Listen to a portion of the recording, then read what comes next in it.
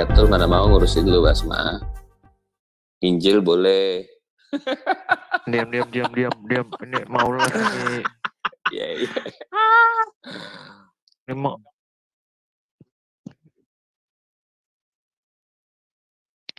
Shalom Aleichem Adonai Yeshua Mashiach. Kembali lagi dengan kami WAFM Apologetics. Di sini yaitu Muslim bertanya, Alkitab menjawab. Nah, dengan pada malam hari ini kami akan membahas tentang topik bentar ya, aku share screen dulu biar nggak bisa.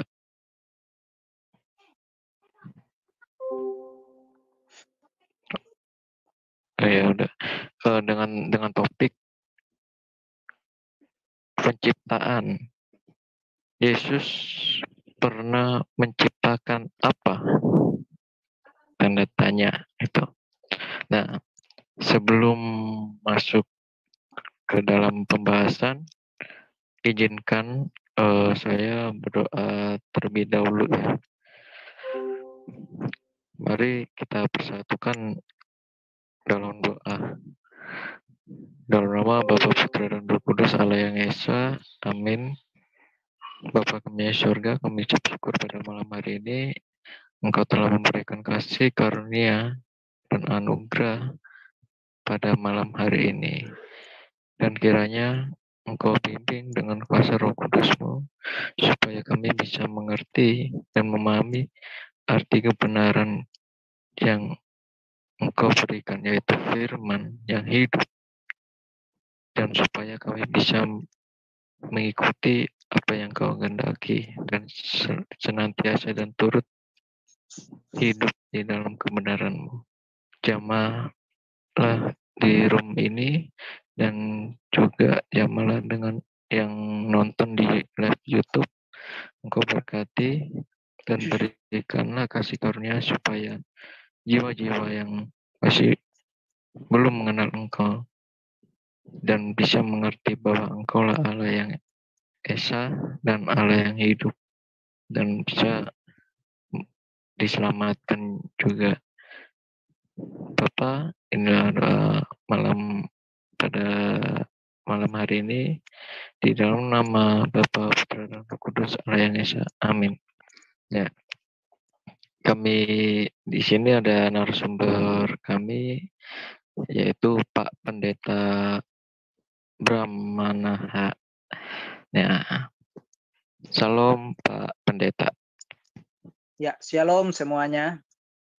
Ya, ini gimana ini Pak? Tentang topik agak lucu juga sih. Penciptaan. Yesus pernah menciptakan apa gitu? Ya. Mungkin Pak Pendeta bisa menjelaskan maksud dari pertanyaan, kan terkadang ini kan pertanyaan dari RT 6 ya. Itu agak lucu gitu, tapi kalau dilihat itu agak-agak serius juga gitu. Silakan Pak Pendeta. Ya, baik. Shalom semuanya. Memang kadang-kadang teman-teman di RT 6 ini, di RW triple six ini memang rodo-rodo agak error ya, tapi enggak apa-apa lah. Sebenarnya pertanyaan ini dilontarkan oleh salah satu anggota RT 6 kalau tidak salah namanya itu adalah Maharani Dwi Ayu Lestari gitu. Seorang, entah dia sudah ibu-ibu atau masih gadis, karena di backgroundnya itu seorang gadis yang lumayan parasnya gitu. Tapi apakah itu foto asli atau palsu, kita enggak tahu. Jadi Pertanyaan ini sebenarnya didasari pada asumsi Kejadian pasal 1 ayat 1.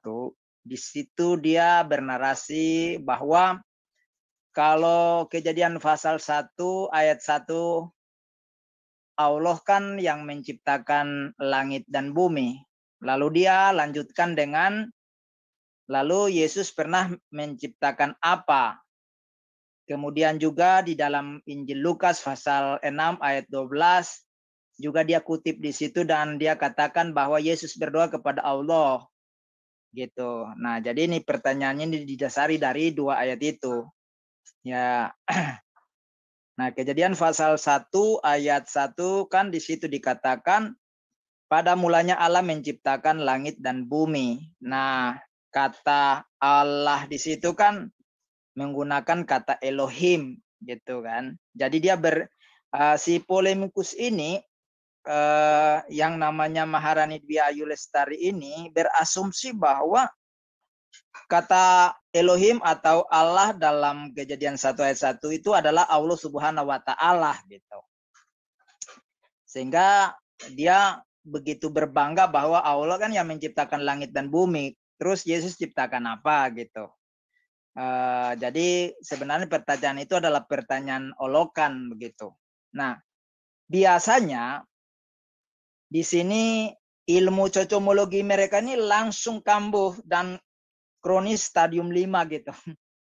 Akut langsung gitu. Kalau mereka menemukan kata-kata di dalam Alkitab seolah itu menuju kepada keyakinan mereka. Nah, jadi Maharani Dwi Ayu Lestari ini dari mana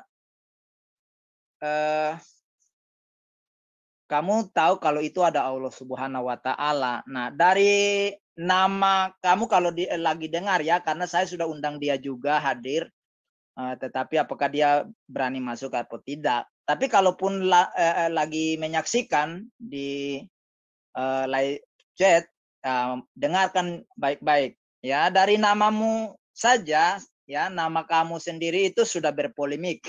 Nama kamu loh ya, Maharani Dwi Ayu Lestari itu sudah nama polemik gitu ya. Emang kamu Tuhan Allah gitu, kamu Yahweh Elohim sehingga namamu Maha gitu. Kalau Maha itu kan hanya untuk Tuhan, tidak ada manusia yang maha di dunia ini kan. Terus kamu ada dua orang loh. Dwi itu kan artinya dua. Apakah kamu dua orang kembar siam terus jadi satu gitu, menyatu jadi satu ya. Terus namamu sendiri kan di situ ada Ayu Lestari. Jadi apakah hanya kamu yang paling cantik di dunia kan gitu, sehingga dilestarikan supaya kamu jadi wanita unik di dunia gitu ya. Nah, dan apakah hanya ya kamu satu-satunya wanita yang tercantik di alam raya ini, yang terpilih ya, yang terpelihara sehingga namamu Ayu Lestari gitu loh. Jadi sebelum kita ke topik utama ya, kita ke inti pembahasan ini, kamu dengar baik-baik. Saya bongkar kamu dulu lah. Ya. Padahal ada banyak wanita yang lebih cantik dari diri kamu loh. Ya, buktinya kamu tidak pernah tuh memenangkan sebuah konteks kecantikan baik lokal, nasional maupun dunia gitu kan. Nah, gitu. Jangan-jangan kamu sendiri pun tidak tahu dan tidak mengerti arti namamu sendiri gitu. Ya. Nah, itulah sebabnya kamu menjadi manusia yang berpolemik. Karena sebuah nama itu sangat ya mempengaruhi jiwa orang yang memikul nama itu sendiri. Nah, itulah kalau orang Kristen kan ngerti.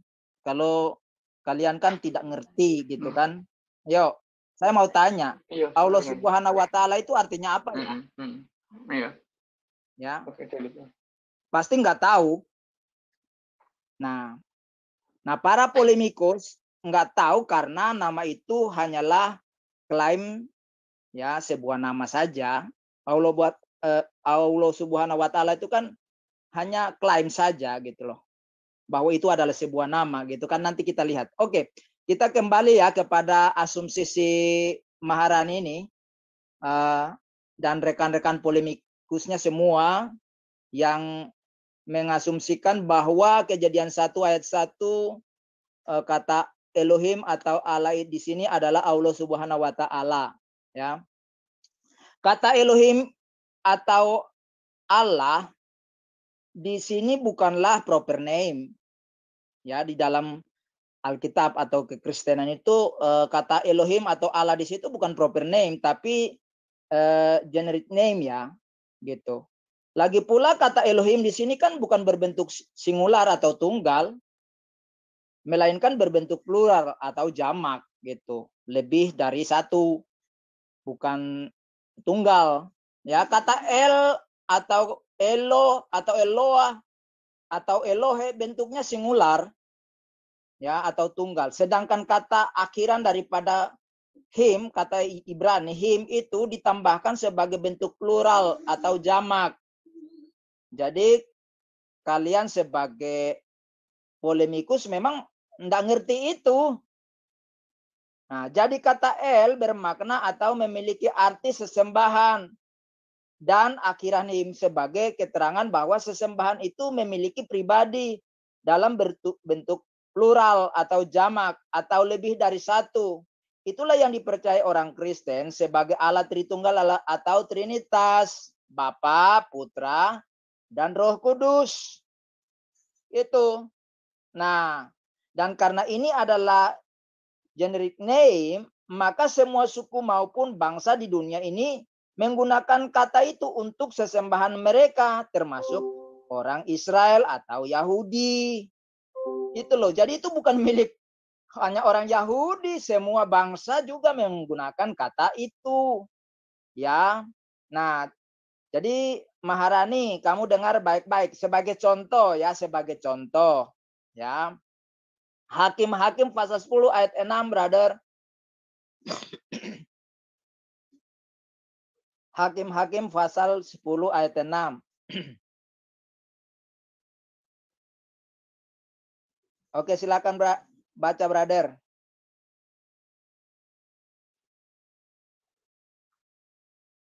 Minta tolong dibaca.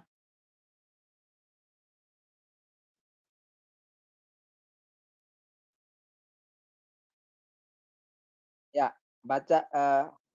Oke, silakan baca, brother. Di mute tadi. Benar. Oke. Ya, orang Israel itu melakukan pula apa yang jahat di mata Tuhan. Mereka beribadah kepada Baal dan para Astoret, kepada para Allah orang Aram, para Allah orang Sidon, para Allah orang Moab, para Allah Bani Amon, dan para Allah orang Filistin. Tapi Tuhan ditinggalkan mereka, dan kepada Dia mereka tidak beribadah. Amin. Nah, jadi perhatikan, orang Israel ini tidak taat dengan Yahweh Elohim. Lalu mereka beribadah kepada Allah bangsa lain. Ya, di situ ada bangsa Aram. Nah, Allah orang Aram kan di situ jelas itu dia pakai kata Elohe. Elohe orang Aram. Jadi kata di sana Allahnya orang Aram pun disebut Allah. Itu bukan nama. Gitu loh. Jadi semua bangsa bisa pakai. Itu para Allahnya orang Aram, para Allahnya orang Sidon, para Allahnya orang Moab, para Elohenya Bani Amon, para Elohe orang Filistin. Gitu loh. Jadi mereka pakai nama itu, pakai istilah itu juga. Gitu. Ya. Jadi kamu jangan berpikir bahwa itu sebuah nama pribadi, bukan. Nah, inilah kalau otak kamu error ya memang begitu, ya. Nah, Elohimnya bangsa Sidon itu punya nama. Karena Elohim itu atau Elohe itu bukan nama pribadi, ya. Tetapi nama umum untuk semua sesembahan. Nah, Elohimnya bangsa Sidon itu namanya Asitoret. Itu namanya. Proper name-nya itu Asitoret. Gitu. Nah, itu jumlahnya banyak. Asetorit itu banyak loh. Bukan satu. Masing-masing bisa buat taruh di rumahnya, taruh di lapangannya, taruh di kebunnya, taruh di kantornya. Jadi dia sembahin di situ. Nah, kemudian Elohimnya bangsa Amon itu namanya Milkon. Itu nama pribadinya adalah Milkon dan Molok, ada 2.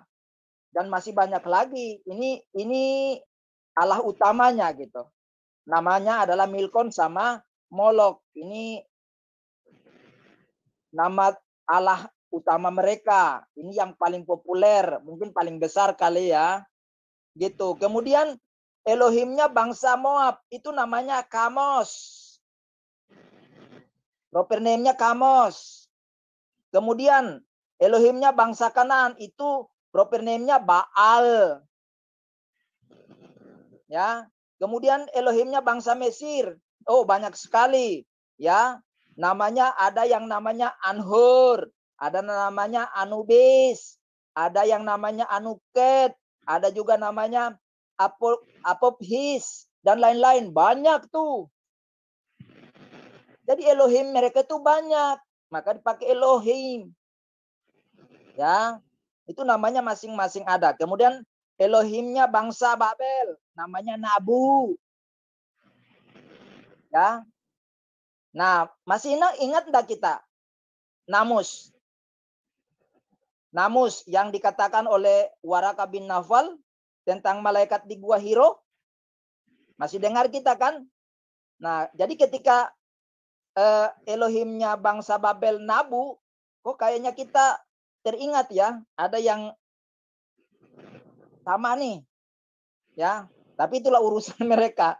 Mau nabu ke, sabu-sabu ke, apa ke, mabuk-mabuk ke, terserah. Itu urusan RT 6 ya.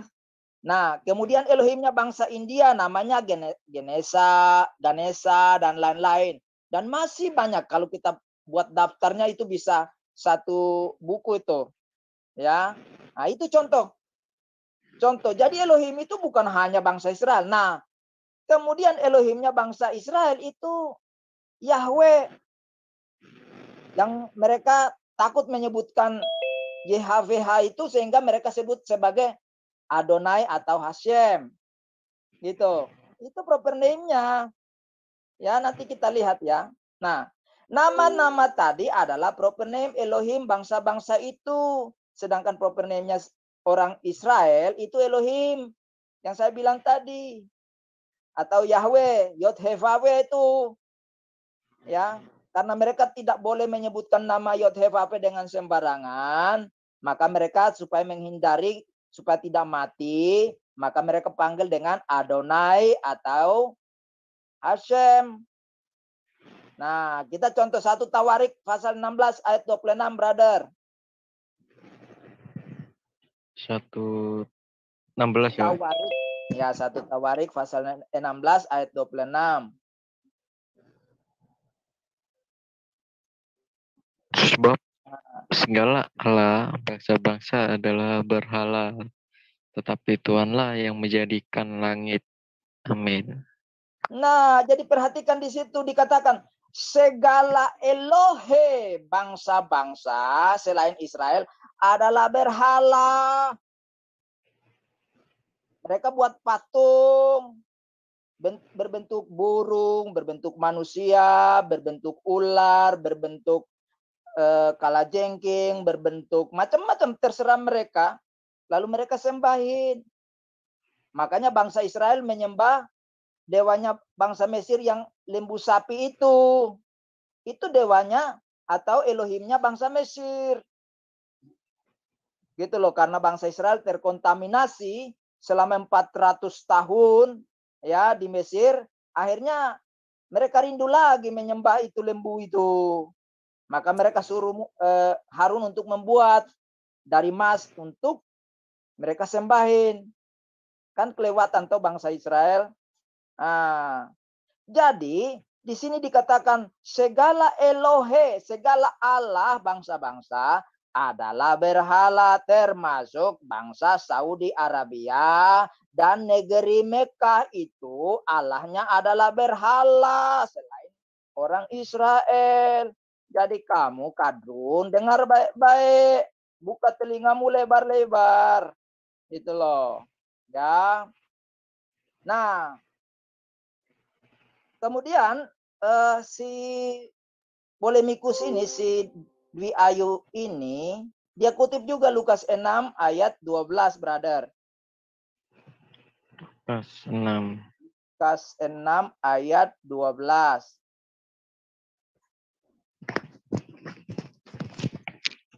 Pada waktu itu pergilah Yesus ke bukit untuk berdoa, dan semalam-malam ia berdoa kepada Allah.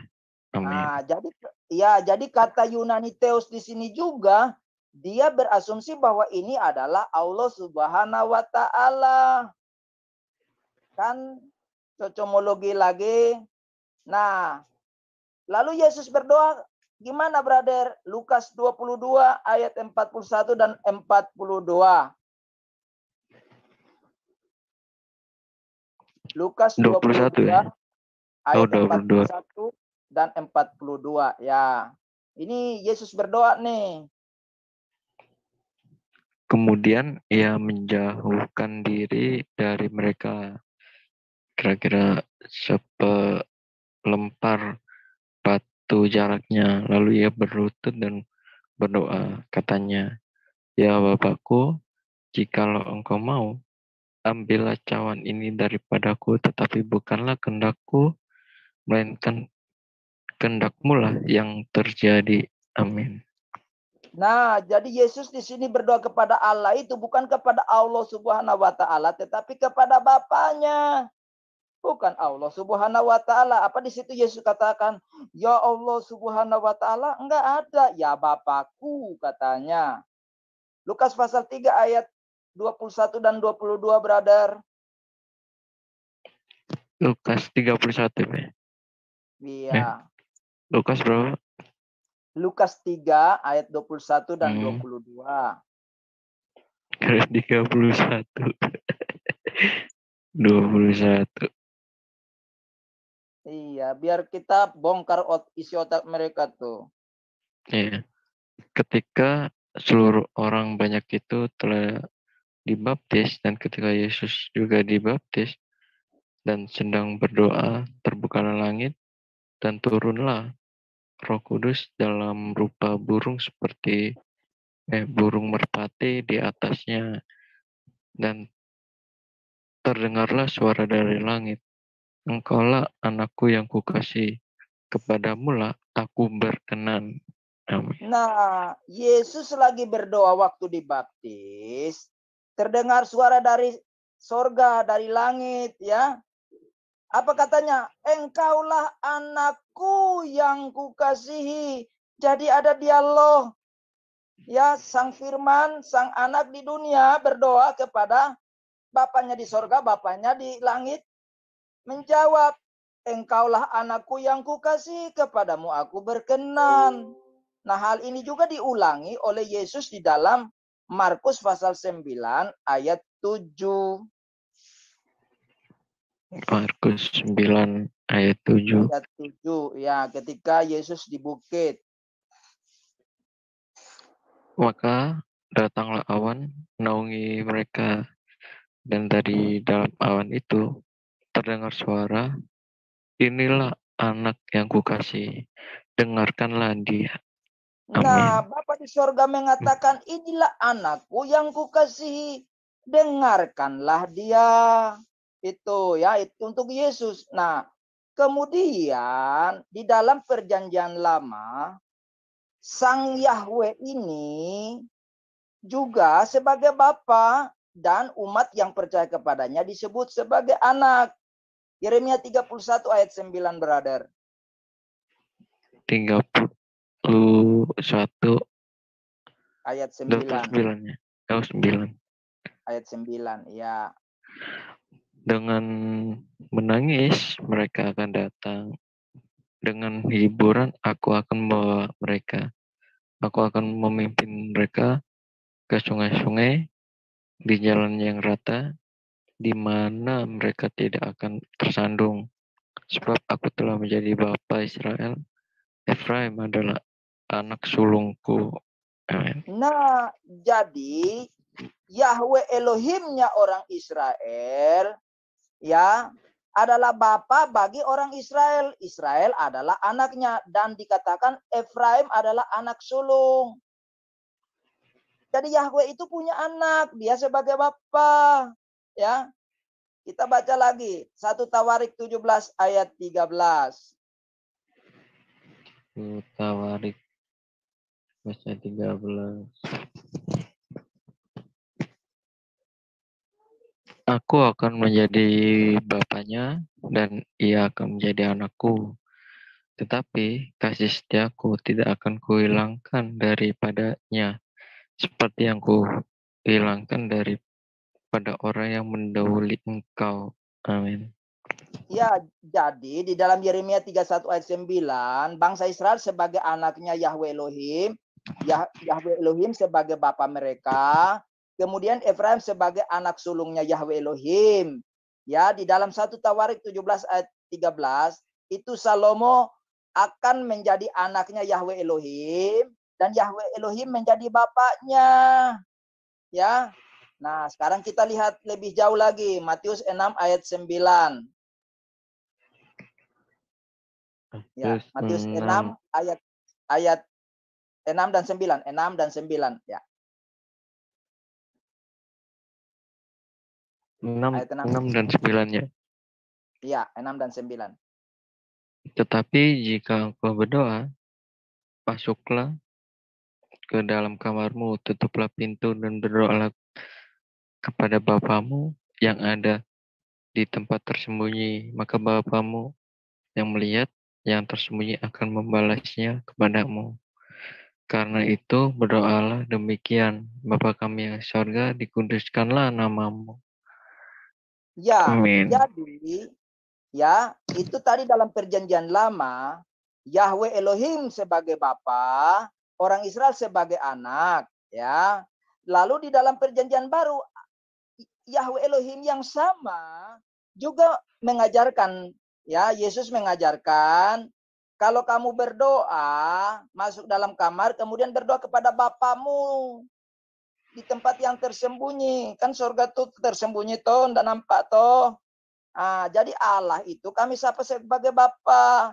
Kemudian dia mengajarkan kami berdoa, menyapa Allah itu dengan Bapa kami. Jadi kami anaknya, Allah itu Bapa kami. Ya, jelas ya. Nah, sekarang apakah Allah Subhanahu wa taala juga punya anak dan dia disebut sebagai bapa dan kamu sebagai anaknya? Kan kagak. Kamu kan cuma Abdul. Kamu kan cuma jongos. Kamu kan cuma babu, kacung. Itu loh. Al-Quran surah 112, brother, Al-Ikhlas. Ayat 2. Al-Quran ya. Ya. Quran surat Al-Ikhlas. Oke, ini aja. Al-Ikhlas. Al-Ikhlas. Ya, ayat 2 dan 3. Nah, biar kita tunjukkan kebodohan, kedunguan mereka itu loh. Mereka sendiri tidak ngerti kitabnya gitu. Biar kita ajarin mereka. Iya. Masa surah kamu berapa ya Al-Ikhlas? 112. Ya. 112. Ya, ayat 2 dan 3. Oke.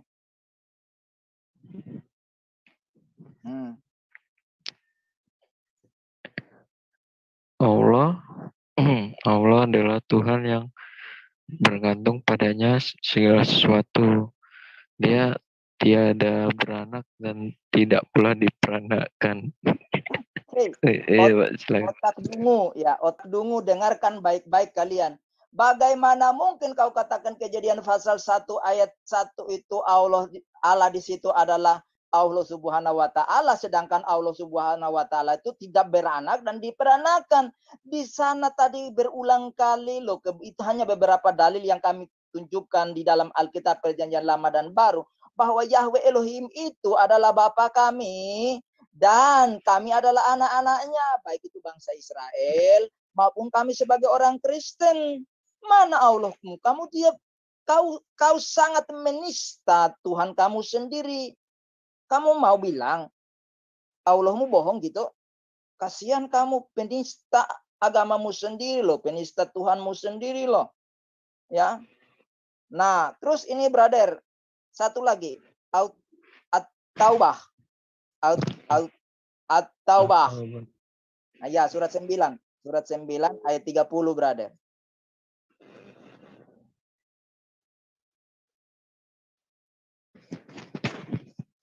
Orang-orang Yahudi berkata, Uzair itu putra Allah.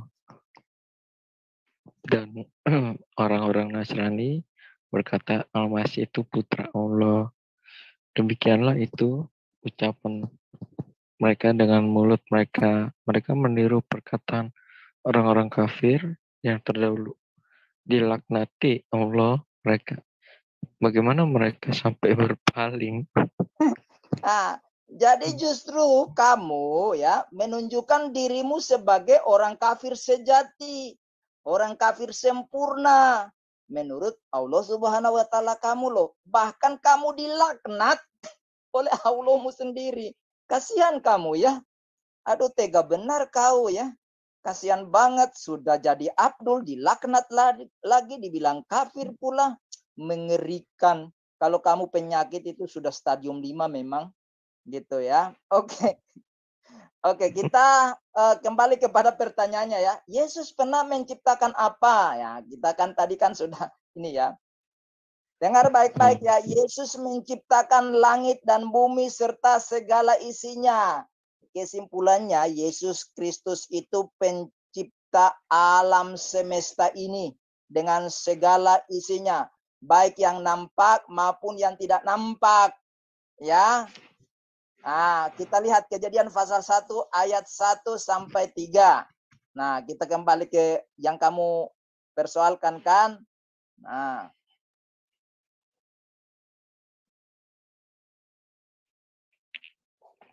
Kejadian 1 ayat 1 sampai 3. Nah, biar kita buka pikiran mereka yang buntu itu loh. Sudah kebanyakan minum es batu. Oke, lanjut, Bu. Pada mulanya Allah menciptakan langit dan bumi.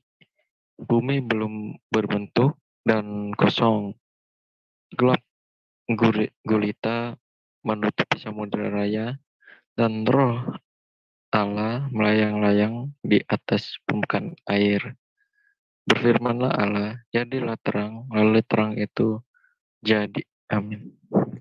Ya, jadi kan di situ ayat yang ketiga kan mengatakan bahwa berfirmanlah Allah, berfirmanlah Elohim, maka terang itu. Jadi ketika Elohim mengungkapkan sebuah kalimat, jadilah terang, lalu terang itu jadi.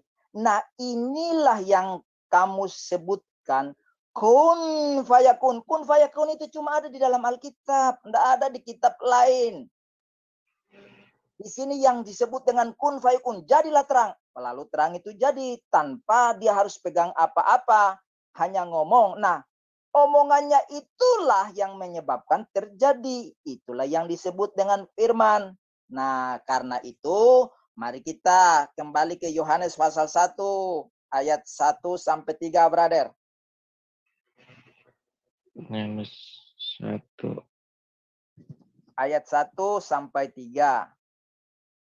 Pada mulanya adalah firman, firman itu bersama-sama dengan Allah, dan firman itu adalah Allah. Ia pada mulanya bersama-sama dengan Allah.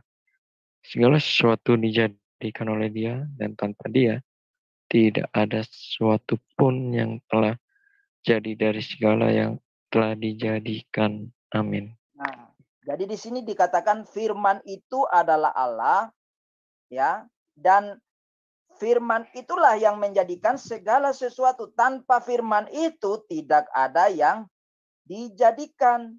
Artinya apa? Firman itu yang menciptakan alam semesta ini, langit dan bumi serta segala isinya.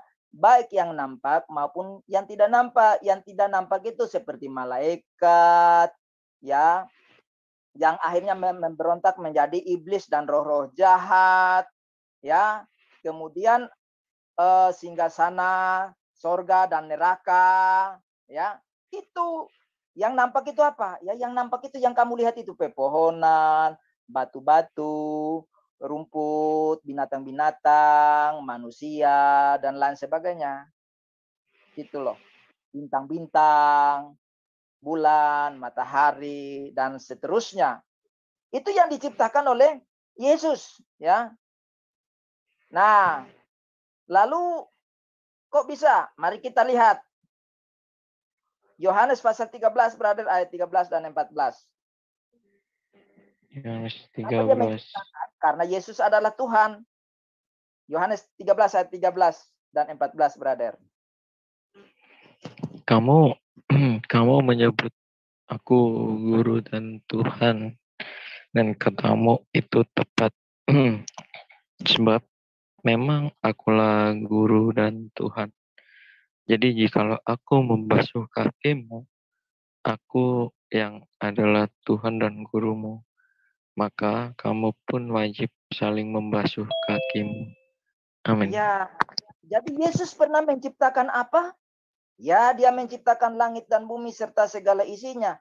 Kenapa dia bisa menciptakan langit dan bumi dengan segala isinya? Ya, karena Yesus adalah Tuhan itu sendiri. Karena Yesus adalah Allah itu sendiri, ya. Nah, tapi kita fokus ke sini sebagai Yesus sebagai Tuhan, ya. Nah, biasanya di sini nanti cocokologi mereka kambuh lagi nih. Ya, makna dari Tuhan atau kurios, ya, dalam bahasa Yunani, Adonai di dalam perjanjian lama bahasa Ibrani atau Hashem, Yahweh, ya. Maknanya apa? Maknanya itu artinya majikan atau bos. Dia adalah majikan atau bos. Yang kedua, makna Tuhan itu atau kurios itu penguasa atau pemimpin. Dia pemimpin tertinggi. Makanya dia disebut sebagai raja. Raja Maharaja. Jadi raja di atas segala raja adalah Tuhan Allah. Yahweh Elohim. Yesus Kristus adalah raja. Pemimpin tertinggi, penguasa tertinggi. Yang ketiga, makna Tuhan itu adalah pemilik. Pemilik segala sesuatu. Karena dia ciptakan semua itu ya jadi miliknya kan. Kan seperti itu. Nah, mari kita lihat. Kembali lagi ke Yohanes pasal 1 ayat 10 dan 11, brother. Yohanes 1. Ayat 10 dan 11. Ia telah ada di dalam dunia. Dunia dijadikan olehnya, tapi dunia tidak mengenalnya. Ia datang kepada milik kepunyaannya, tetapi orang-orang kepunyaannya itu tidak menerimanya. Amin. Nah, jadi Alkitab mengatakan bahwa Yesus sekarang ada di dalam dunia yang ia jadikan, yang ia ciptakan, termasuk manusia. Ia datang kepada miliknya, kepunyaannya. Tetapi manusia yang adalah kepunyaannya ini tidak menerima dia.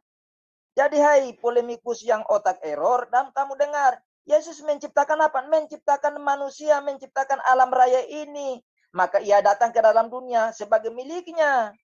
Ia datang ke situ, bertemu dengan manusia sebagai ciptaannya, sebagai makhluk yang ia ciptakan yang serupa segambar dengan dirinya. Ia datang, tapi mereka tidak menerima dia. Gitu loh. Ya.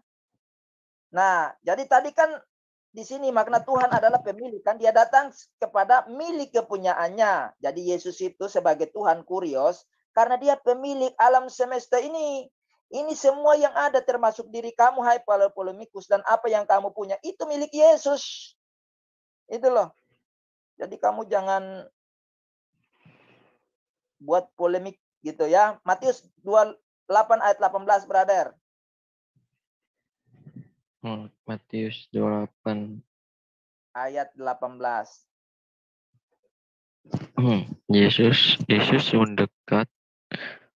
mendekati mereka dan berkata, kepadaku telah diberikan segala kuasa di sorga dan di bumi. Amin. Jadi Yesus itu tadi kan Tuhan atau kurios ini maknanya kan adalah penguasa atau pemimpin. Nah, di sini Yesus katakan dia sebagai penguasa di sorga, di langit maupun di bumi.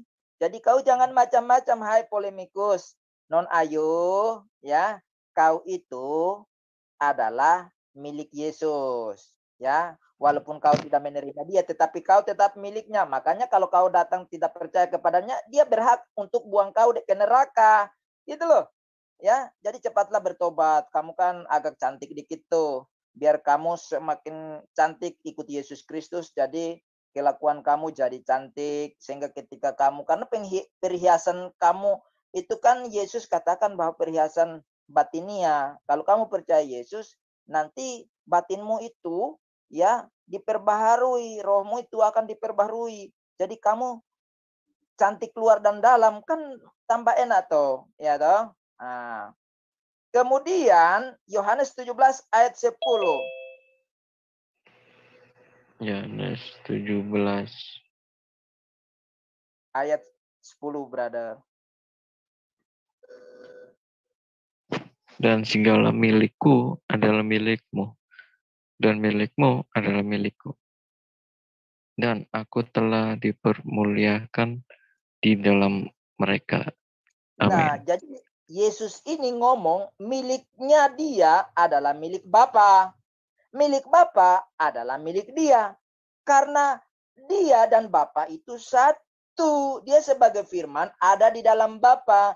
Dan Bapa sebagai roh ada di dalam diri kemanusiaan Yesus itu. Jadi mereka adalah dua pribadi yang berbeda tetapi satu. Itu loh. Ya, jadi apa yang ada di dalam alam semesta ini termasuk sorga dan bumi ini adalah miliknya Yesus. Karena dia yang menciptakannya.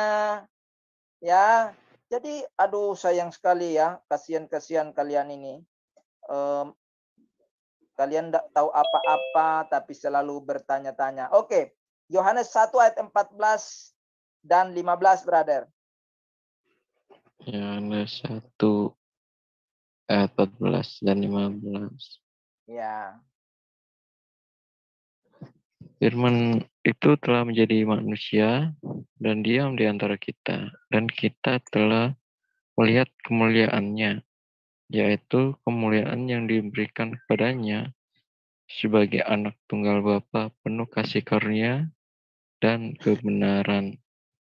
Yohanes memberi kesaksian tentang dia dan berseru, katanya, inilah dia yang kumaksudkan ketika aku berkata, kemudian daripadaku akan datang dia yang telah mendahului aku, sebab dia telah ada sebelum aku.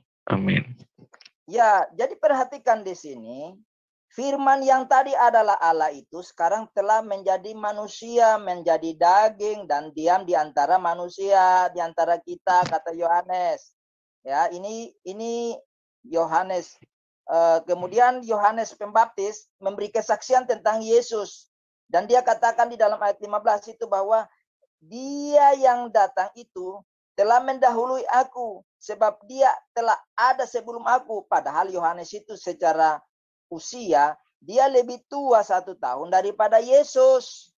Tapi Yohanes Pembaptis katakan, dia ada sebelum aku ada. Karena apa? Dia adalah sang firman yang sejak alam semesta ini belum diciptakan, dia sudah ada. Alfa dan Omega, yang awal dan yang akhir. Maka itu dikatakan di dalam Yohanes 17 ayat 5. Nah, Yohanes 17 ayat 5, brother. Ini yang dikatakan Yohanes ini diulangi yang dimaksud. Dia ada, ya, dia telah ada sebelum aku ini. Dikatakan di dalam Yohanes 17 ayat 5. Oleh sebab itu, ya Bapa, permuliakanlah aku padamu sendiri dengan kemuliaan yang kumiliki di hadiratmu sebelum dunia ada. Amin. Jadi sebelum dunia ada, Yesus itu sudah ada, ya, memiliki kemuliaan di hadirat Bapa, di hadapan Bapa sebagai Sang Firman. Yohanes katakan dia telah ada sebelum aku. Yesus katakan di situ, sebelum dunia diciptakan dia sudah ada. Itu loh. Nah itu. Nah kemudian Thomas nih, tadi kalau di dalam Yohanes pasalnya yang ke-13 ayat 13 dan 14 itu dikatakan dia adalah Tuhan. Nah, di dalam Yohanes pasal 20 ayat 28 dan 29 ini disatukan Tuhan dan Allah. Jadi Tuhan sang penguasa, pemilik, bos, majikan, dan pemilik ini digabungkan dengan Allah yang kamu bilang Allah Subhanahu wa taala itu. Ngawur aja kamu tuh. Ayo. Yohanes 20 ayat 28 dan 29, brother. Oke. Thomas menjawab dia, ya Tuhanku, ya dan Allahku. Amin. Ayat 29. Iya. Ini. Thomas menjawab. Ya. Menjawab dia. Ayat Tuhan. 28 dan 29 ada. Oh iya. Ya. Ya Tuhanku dan Allahku, kata Yesus padanya. Karena engkau telah melihat aku, maka engkau percaya. Berbahagialah mereka yang tidak melihat namun percaya. Amin. Ya, jadi di sini Thomas mengatakan kepada Yesus, ya Tuhanku, Kurios, dan Theosku kan, Allahku. Jadi Yesus dalam ayat 29 meneguhkan itu, bahwa apa yang dikatakan Thomas itu betul bahwa dia adalah Tuhan dan Allah. Nah, karena dia melihat maka dia percaya, tapi berbahagia mereka yang tidak melihat namun percaya. Maksudnya yang tidak melihat secara fisikly namun percaya, seperti kita ini kan banyak yang tidak melihat secara fisikly. Ya, paling kalau dalam penglihatan adikodrati baru ada, banyak juga yang melihat Yesus kan karena dia hidup, kan begitu. Nah, jadi kita melihat di sini bahwa Yesus adalah Allah juga. Dia adalah Theos, bahasa Yunaninya. Kalau bahasa Ibraninya ya adalah Elohim. Itu. Jadi Yesus, Thomas kalau dia pakai bahasa Ibrani, maka dia akan katakan bahwa Adonai Elohimku. Kan begitu. Seperti itu. Nah, di dalam Ulangan pasal 8 ayat 19, brother. Jadi Elohim itu kan artinya pribadi yang disembah. Oke, Ulangan 8 ayat 19.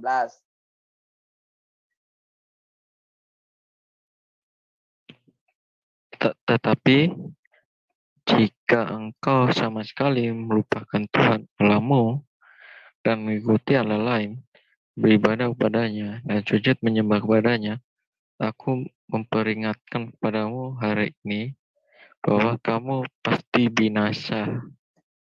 Iya, Amin. jadi Elohim atau Theos itu artinya adalah sesembahan atau yang disembah, yang disujudin, yang dihormati itu adalah Elohim atau Theos dalam bahasa Yunani. Gitu loh. Jadi kamu nggak tahu itu kan?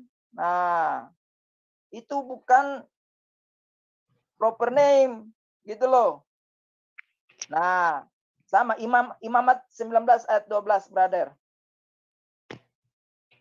Imamat 19. Ya.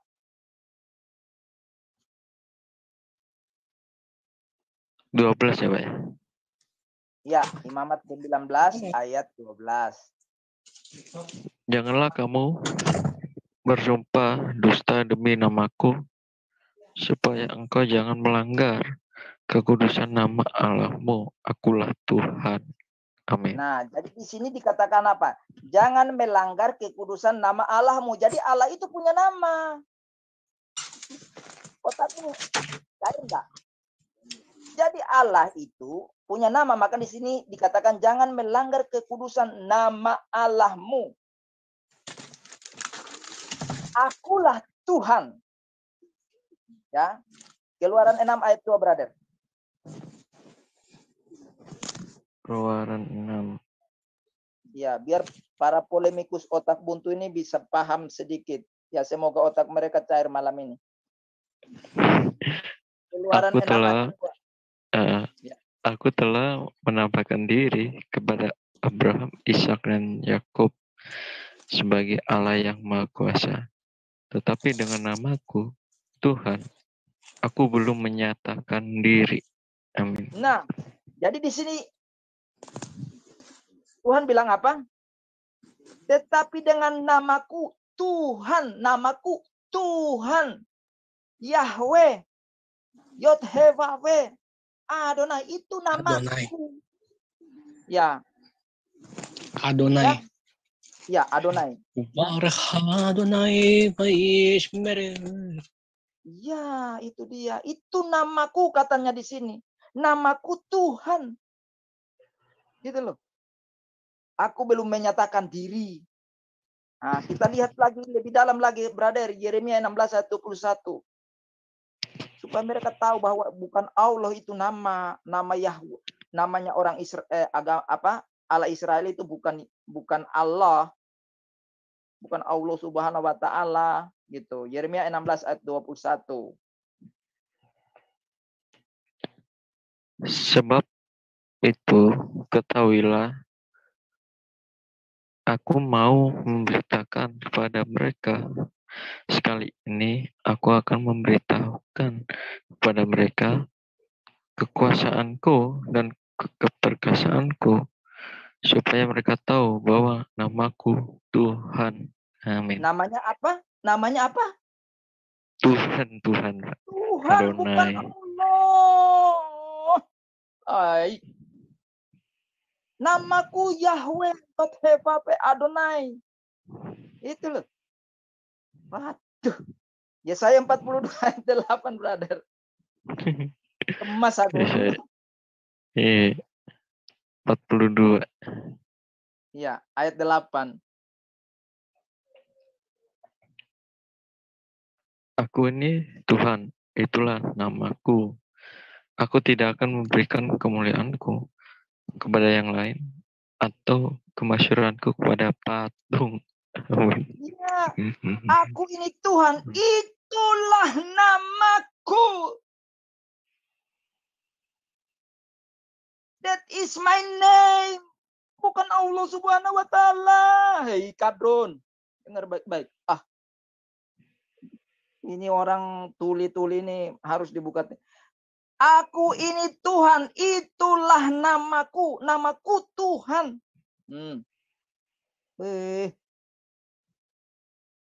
Ya, nah sekarang kita kembali ke Yohanes 17 ayat 11 dan 12, brother. Yohanes 17 ya. Iya, ay.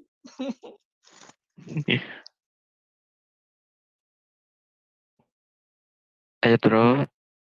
Ayat 11 dan 12. Aduh, kalau mereka ada dekat saya langsung tarik kupingnya. Dan aku tidak ada lagi di dalam dunia, tapi mereka masih ada di dalam dunia. Dan aku datang padamu, ya Bapa yang kudus. Peliharalah mereka dalam namamu, yaitu namamu yang telah Engkau berikan kepadaku, supaya mereka menjadi satu sama seperti kita. Selama aku bersama mereka, aku memelihara mereka dalam namamu, yaitu namamu yang telah Engkau berikan kepadaku. Aku telah menjaga mereka, dan tidak ada seorang pun dari mereka yang binasa, selain daripada dia yang telah ditentukan untuk binasa, supaya genaplah yang tertulis dalam kitab suci. Amin. Ya, jadi nama Bapa itu diberikan kepada Sang Firman ketika ada di dalam dunia, ya kan? Namanya adalah Tuhan dalam perjanjian lama tadi. Tuhan itu namaku. Yod-Heh-Vaveh itu namaku. Ya, kalau orang Israel menyebutnya Adonai Hashem itu namaku. Oke, nama itu diberikan kepada Sang Firman ketika dia menjadi manusia. Namanya siapa? Yesus. Kata Yesus dalam bahasa Ibrani itu Yoshua. Artinya apa? Yahweh menyelamatkan. Kata Yesus, Ye itu diambil dari kata Yah. Itu loh. Bego kau. Sorry aku akhirnya pakai bego untuk kamu kan. Tapi memang Sabar begitulah Pak, kamu. sabar. Tapi begitulah memang kau. Tidak ada kata lain selain memang kata bego untuk kamu gitu loh. Jadi nama yang dipakai oleh Sang Firman ketika menjadi manusia adalah Yod-Heh-Vaveh. Yod-Heh-Vaveh yang menyelamatkan. Yahweh yang menyelamatkan. Yosua itu. Nah, kita belum bicara lagi tentang Kristus. Ya. Sang Mesias itu belum. Nah, jadi kamu tahu bahwa nama Yesus itu dalam perjanjian lama namanya Yod-Heh-Vaveh atau Yahweh atau Adonai Hashem itu. Dia yang menciptakan alam semesta. Dia disembah. Maka disebut dengan Elohim. Artinya yang disembah. Yang dipuji, yang disanjung, yang disujuti, sujud-sujud sampai ke tanah itu loh, sampai jidat jadi hitam itu loh. Itulah Yahweh itu, Yesus itu. Dia yang menciptakan alam semesta. Tanpa dia, alam semesta ini tidak ada. Oke, Betul, Pak. Kami Betul, sudah Pak. menjawab. Iya, jadi kami sudah menjawab kamu ya, polemikus ya. Jadi kamu jangan bertanya lagi. Yesus menciptakan apa? Saya ulangi, dia menciptakan alam semesta ini, baik yang dan isinya, segala isinya, baik yang nampak maupun yang tak nampak. Dia yang menciptakan. Allah Subhanahu wa Ta'ala menciptakan apa? Kagak ada tuh. Selain klaim-klaim doang. Oke. Oke, mungkin itu yang bisa saya sampaikan kepada kita malam ini. Mungkin teman-teman yang hadir di sini bisa mungkin menambahkan, silahkan. Dan mungkin bagi teman-teman Muslim yang ada di sini, silahkan untuk nanti bertanya atau silahkan Anda mau komplain, silahkan kita di sini untuk Anda. Tuhan Yesus memberkati. Shalom. Silahkan Brother Dev. Iya, baik. Ya, luar biasa ya penjelasan dari Pak Pendeta, dan itu pun sudah sangat komprehensif ya, menjelaskan esensi siapa sih Yesus sesungguhnya itu, baik di dalam perjanjian lama maupun di dalam perjanjian baru itu. Dan itu pun tidak sekedar asumsi, dan itu pun ditunjukkan berdasarkan ayat demi ayatnya juga itu. Dan dari sini membuktikan bahwa Allah yang kami sembah itu sudah sangat berbeda dari esensi maupun dari karakteristiknya itu. Dimana di satu sisi Israel itu menjadi anak sulung, sedangkan di mereka itu tidak diperanakan. Dari sini sudah sangatlah jelas gitu ya. Ya baik, jangan lupa share, komen, dan like di channel ini, dan juga ya jangan lupa subscribe YouTube WAFM Apologetics, We Are From Murtadin. Bagi teman-teman yang masih belum mengetahui apa sih bahkan serangan-serangan dari mereka, silakan subscribe, barangkali bisa membantu dan bisa menjadi berkat bagi semua orang yang dikasih oleh Tuhan. Ya baik, barangkali ada Muslim nggak di sini? Ntar saya lihat dulu ya. Atau barangkali teman-teman bisa mau Mungkin saya mau nambahkan, menambahkan. boleh nggak? Saya boleh nambahkan nggak? Iya, silakan. Saya tadi setuju dengan Bapak yang tadi ya.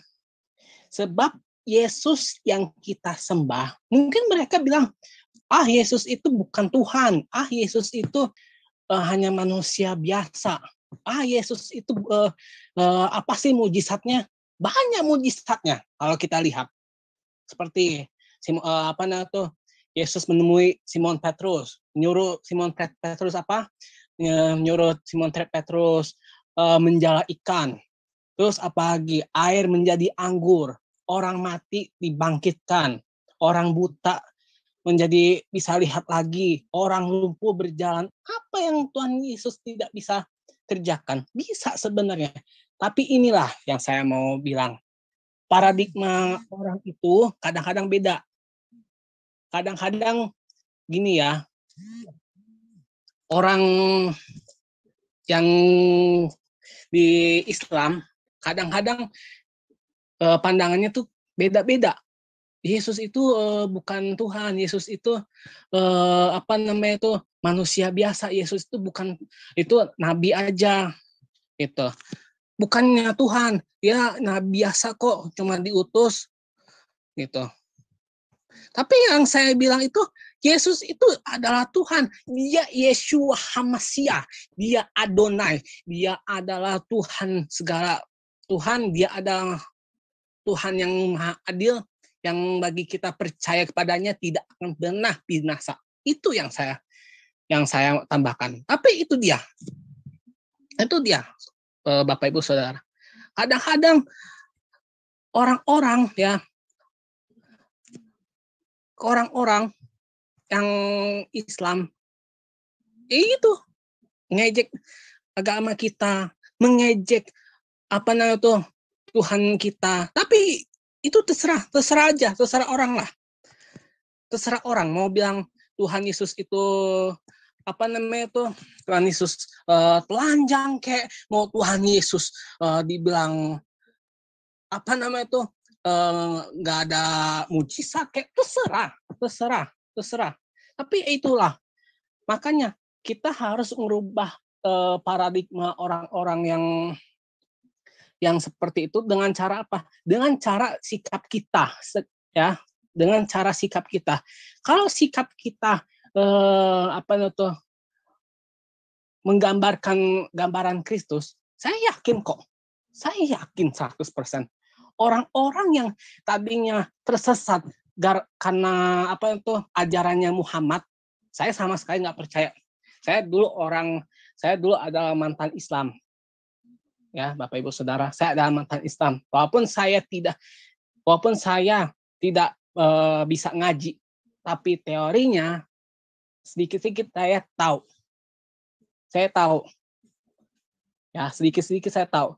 Makanya saya tidak percaya dengan ajaran Islam. Tapi itulah yang saya mau bilang sama saudara. Kita harus percaya, itu intinya. Intinya percaya saja sama Tuhan. Percaya saja sama Tuhan. Percaya. Kalau kita percaya, maka Tuhan bisa kok membuat kita menggerakkan hati orang tuh untuk menerima Tuhan sebagai Tuhan dan Juru Selamat. Bisa kok. Bisa. Ya, bisa. Caranya Tuhan tuh bisa aja. Bisa dengan cara apapun. Bisa. Tapi ya itu dia. Dengan cara seperti ya harus kena sia dulu atau bagaimana gitu kan. Kita juga tidak ngerti. Kita kan tidak ngerti caranya Tuhan tuh seperti apa. Kita harus kena kecelakaan dulu baru percaya Tuhan? Apakah kita harus mengalami musibah dulu sama Tuhan baru kita percaya sama Tuhan, atau gimana? Saya tidak tahu. Itulah yang cara-cara Tuhan supaya orang itu percaya kepada Tuhan Yesus. Ini yang saya katakan tadi barusan, ya, tentang paradigma orang terhadap kita. Tapi itulah yang saya mau katakan sama saudara. Kita tinggal percaya saja, percaya dan melakukan firman. Gitu. Dan itu mungkin yang saya bisa nambahkan. Ya.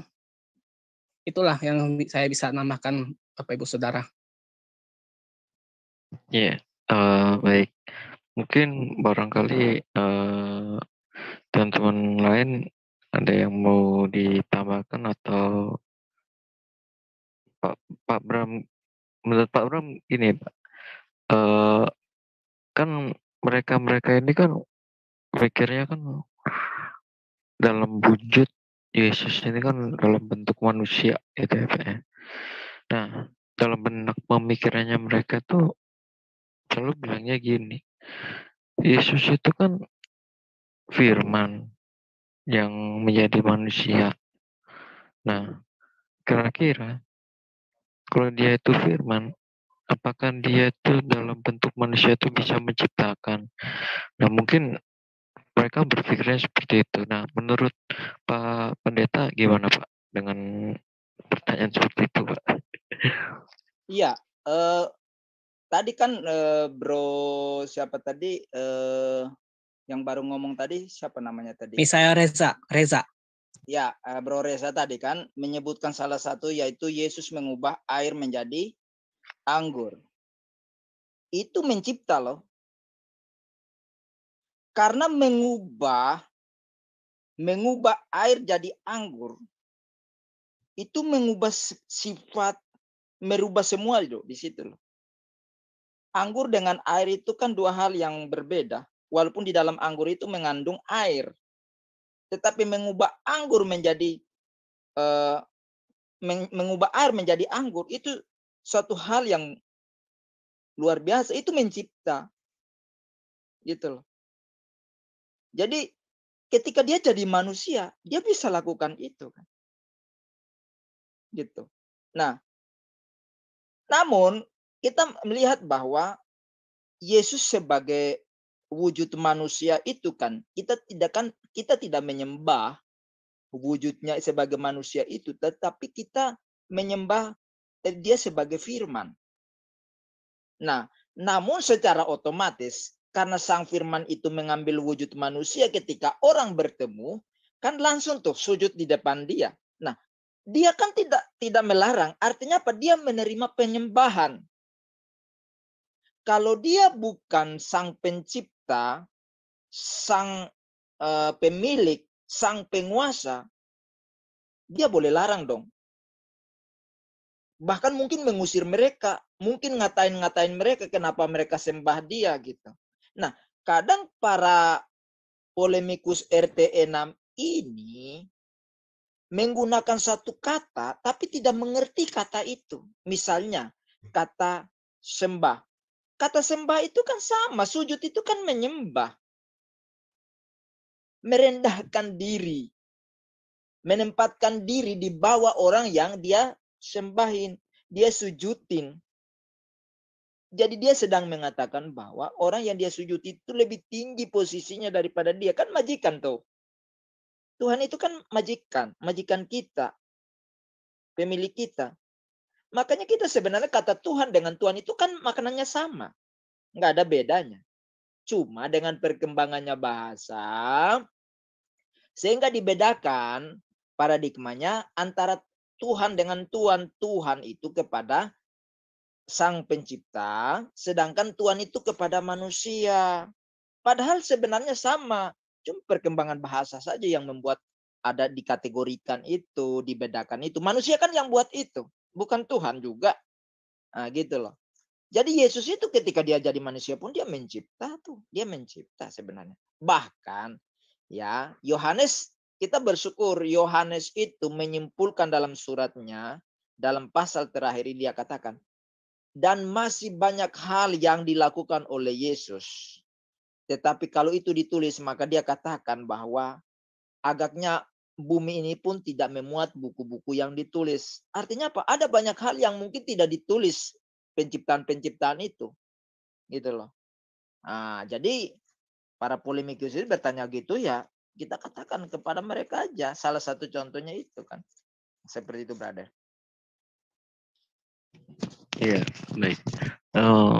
Udah dari pun juga emang dalam benak pemikiran kita ya berdasarkan sains itu emang benar bahwa anggur dan air itu memang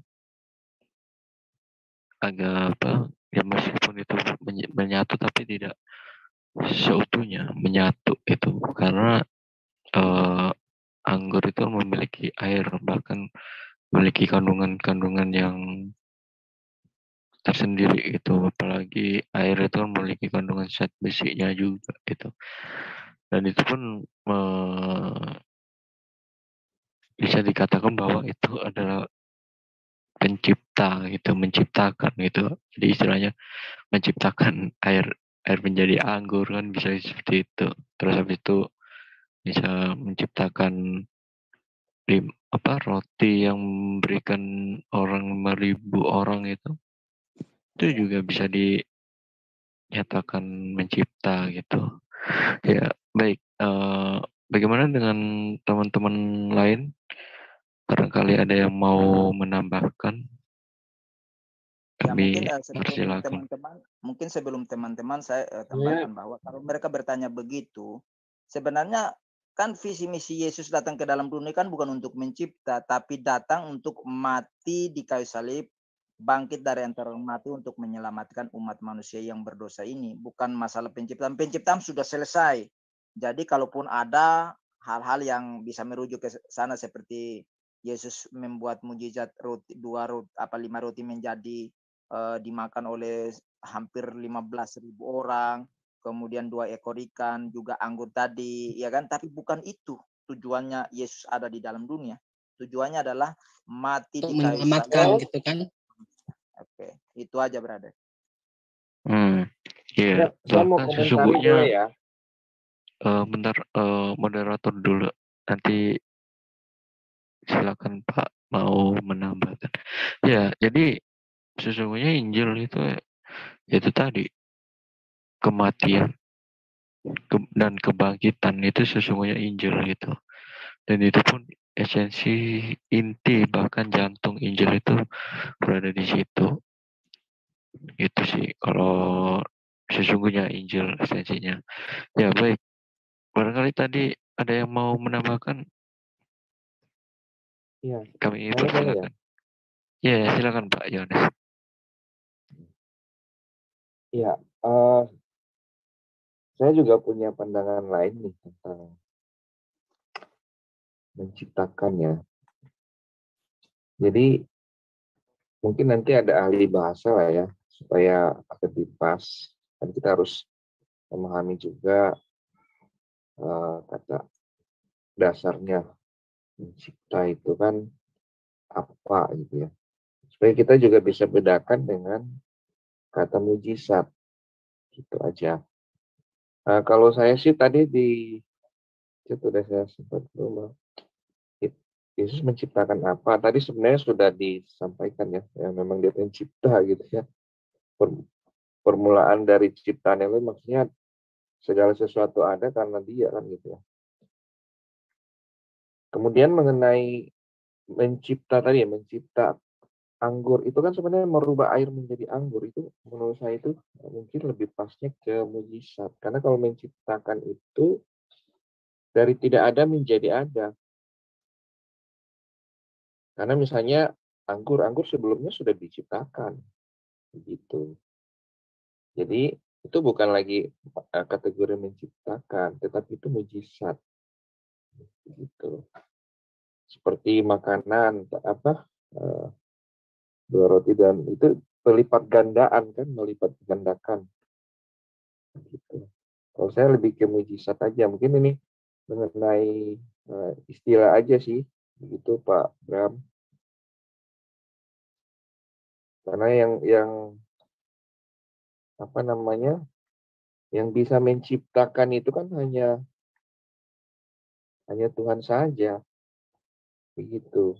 Jadi ketika kita membawa kategori misalnya merubah air menjadi anggur, kemudian membangkitkan orang mati kita kategorikan sebagai menciptakan, itu nanti bisa manusia dibilang menciptakan atau yang membuat mujizat bisa diarahkan ke situ soalnya. Itu aja sih Pak Bram dan teman-teman. Makasih. Oke.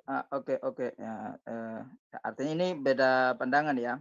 Artinya tadi kan pemahamannya adalah mencipta itu kan dari sesuatu yang tidak ada. Tapi kita kembali ke Kejadian pasal 1 ayat 3, di mana dikatakan di situ kan Tuhan katakan jadilah terang, maka terang itu ada. Nah, pertanyaannya apakah terang itu sebelumnya tidak ada? Ada. Allah itu adalah sumber terang itu sendiri. Jadi Allah itu terang itu sudah ada, tinggal Tuhan perintahkan muncul, kan muncul. Jadi mungkin ini perbedaan pandangan, tapi ini menambah wawasan kita aja, untuk memperkaya wawasan kita aja, supaya ketika para polemikus ini ketika bertanya kita bisa punya pandangan beragam, tapi itu memperkaya khazanah pengetahuan kita tentang kebenaran. Mungkin itu aja. Oke, silakan brother. Lanjut. Ya, ini ada yang resen. Ya, Oh ya. silakan. Iya, silakan Pak.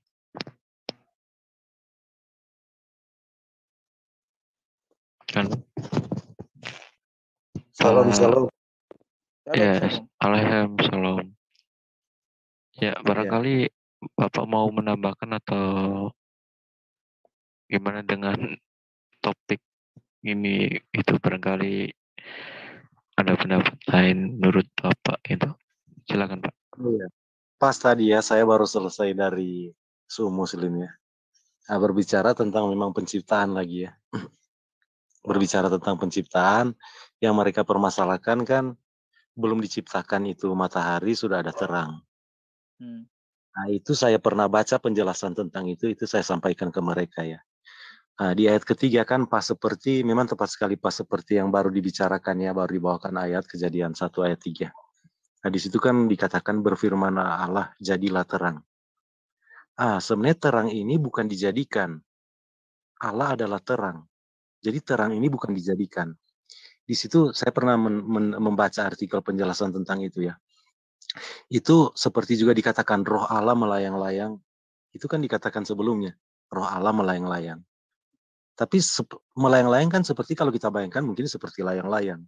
Sebenarnya bukan begitu maksudnya. Roh Allah itu kehadiran roh Allah. Jadi ketika dia mau menciptakan, dia hadir. Dia ada di situ untuk mencipta. Jadi pengertian melayang-layang juga, pengertian melayang-layang dia itu ada di situ untuk melakukan sesuatu. Jadi ketika dikatakan di ayat 3, berfirman Allah jadilah terang. Bahasa kita itu sebenarnya yang kurang kita untuk mengerti ya, jadilah terang. Seolah-olah itu gelap semua itu, lalu Allah menciptakan terang. Padahal saya dari keterangan itu saya lihat begini ya, sebenarnya Allah bukan menciptakan terang waktu itu. Kata yang lebih tepatnya, Allah mengadakan terang itu. Atau seperti membawa terang, menghadirkan terang. Itu juga bisa diambil juga makna rohani ya. Di mana kehadiran Allah, di situ terang situ hadir. Jadi Allah itu hadir bersama-sama dengan terang. Seperti juga kehidupan kita yang gelap, ketika Allah hadir dalam kehidupan kita jadi terang. Jadi bukan terang diciptakan, bukan. Karena Allah itu adalah terang itu sendiri. Allah itu cahaya, terang itu sendiri. Di mana dia hadir, di situ ada terang. Jadi di Kejadian 1 ayat 3, ketika berbicara roh Allah melayang-layang, itu kehadiran roh Allah. Di situ dia membawa terang, menghadirkan terang, begitu. Nah, baru kan selanjutnya baru ada penciptaan benda-benda penerang dari langit. Begitu yang saya baca ya. Mungkin lanjut teman-teman. Ya, jadi bisa disimpulkan bahwa Allah pada mulanya itu menciptakan waktu. Bisa dikatakan seperti itu nggak Pak? Saya mau tanggapi itu sih yang tadi ya, mengenai kenapa sudah. Bentar. Ini moderator yang mau bicara dulu. Jadi yang dijelaskan oleh Pak Rantai itu berbicara esensi pada mulanya itu menciptakan waktu gitu ya. Itu baik sih itu. Meskipun berbeda pandangan tapi kita memperkaya pendapat gitu. Ya. Dan ini pun juga ini kan berbicara tentang ilahi gitu. Iya, Kejadian pasal 1 ayat 2 itu kan dikatakan roh Allah melayang-layang ya. Betul apa yang dikatakan oleh Bro Rante tadi, bahwa bukan berarti kita membayangkan seperti Tuhan itu seperti layang-layang yang putus tali gitu kan. Bukan. Tetapi itu sedang berbicara tentang pribadi yang aktif. Hidup. Kan kalau roh ruah di situ kan, kata letterleknya, arti letterleknya kan angin. Maka Tuhan menggunakan angin, sematkan kepada dirinya sebagai roh itu, berbicara cara kerja Allah. Angin itu kan bergerak, aktif. Iya kan? Jadi ketika dikatakan roh Allah melayang-layang itu sedang berbicara tentang, pertama, Allah itu hidup. Dia bergerak. Kalau benda mati kan tidak. Yang kedua, aktif. Sedang bekerja. Maka kalau kita ambil makna rohaninya, kita ini kan hidup. Kalau hidup itu harus aktif, bekerja. Kemudian ketika dia bergerak itu juga pas dia ada mengamati, maka dia ada pengamatan, meneliti, mengawasi. Maka dilanjutkan dengan gelap gulita. Kenapa bisa ada gelap gulita? Artinya Tuhan itu melihat ada satu situasi yang kurang sedap, yang kurang baik. Maka dia berpikir untuk berkreasi, melakukan sesuatu. Nanti dia bukan sebuah reaksi, suatu action. Makanya pada ayat yang ketiga, dia mulai action pertama adalah dia berkata, jadilah terang, maka terang itu jadi. Memang terang itu, saya pun punya pemahaman bahwa terang itu bersumber dari diri Allah. Namun tadi Allah sengaja untuk menyembunyikan itu, belum ada, dia belum tampakkan. Makanya kalau teologi perjanjian lama itu, Allah yang berfirman tadi kan hanya dengar suara. Tapi dirinya dia tidak perlihatkan, termasuk kemuliaannya dia belum. Nanti ketika zaman Musa, baru dia munculkan kemuliaannya dengan berbagai macam cara, kan begitu.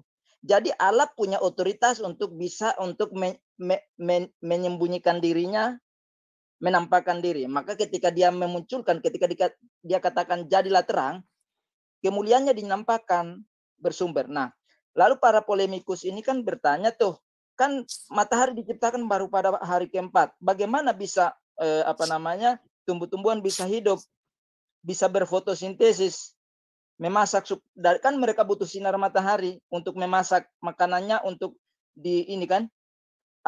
alirkan ke segala rantainya untuk kasih makan, juga binatang dan lain seterusnya. Mereka lupa bahwa Yahweh Elohim itu adalah sumber kehidupan. Jadi Yahweh Elohim tidak butuh matahari supaya memberi kehidupan. Dia sendiri yang memberikan kehidupan. Nah, kalau Allah mereka kan bukan sumber kehidupan. Kalau Allah kita kan sumber kehidupan. Jadi dia tidak butuh. Dia tuh tidak butuh matahari untuk memberi kehidupan. Dia sendiri yang memberi kehidupan. Gitu loh. Nah, itu yang tidak dipahami oleh para polemikus. Wajar saja. Mereka meraba-raba soal hal rohani, kan raba-raba mereka itu kan. Nah, seperti itu mungkin tambahan dari saya, brother.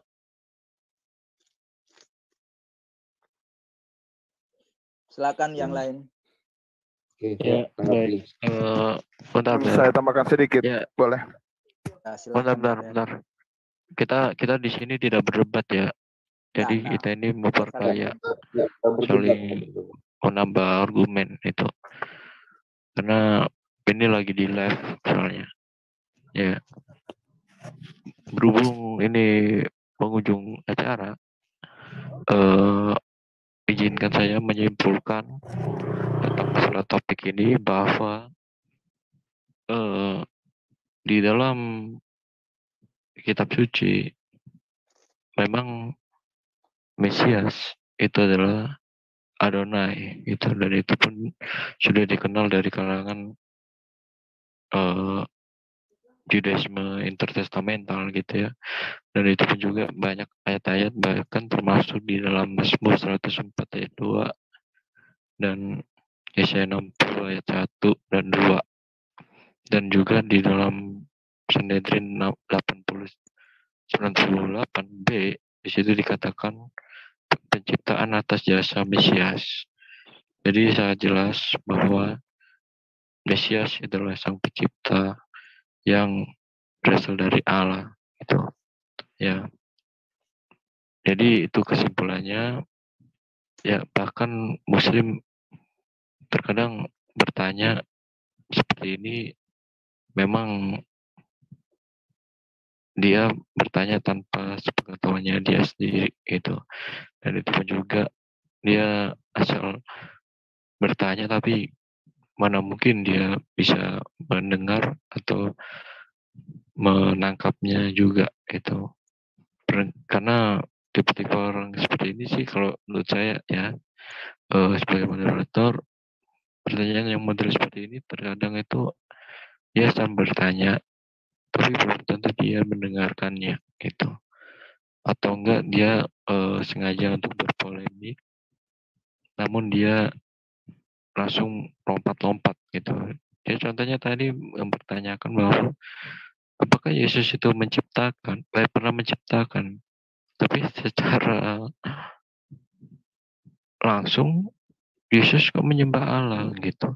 Dianggap itu menyembah Allah Subhanahu wa taala gitu kan.